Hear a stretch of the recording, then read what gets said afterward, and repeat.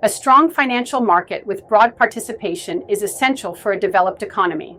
With this broad objective, India's first mutual fund was established in 1963, namely Unit Trust of India, UTI, at the initiative of the Government of India and Reserve Bank of India, with a view to encouraging saving and investment and participation in the income, profits, and gains accruing to the corporation from the acquisition, holding, management, and disposal of securities.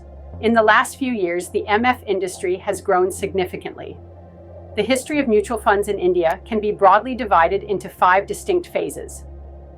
The mutual fund industry in India started in 1963 with the formation of UTI by an Act of Parliament and functioned under the regulatory and administrative control of the Reserve Bank of India.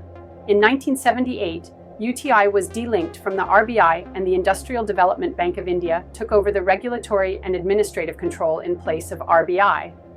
Unit Scheme 1964 was the first scheme launched by UTI. At the end of 1988, UTI had Rs 6,700 crores of assets under management.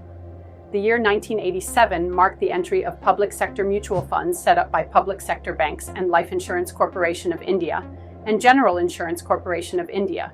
SBI Mutual Fund was the first non-UTI mutual fund established in June 1987, followed by Can Bank Mutual Fund, Punjab National Bank Mutual Fund, Indian Bank Mutual Fund, Bank of India, and Bank of Baroda Mutual Fund. LIC established its mutual fund in June 1989, while GIC had set up its mutual fund in December 1990. At the end of 1993, the MF industry had assets under management of Rs 47,004 crores. The Indian securities market gained greater importance with the establishment of SEBI in April 1992 to protect the interests of the investors in the securities market, and to promote the development of, and to regulate, the securities market. In the year 1993, the first set of SEBI mutual fund regulations came into being for all mutual funds, except UTI.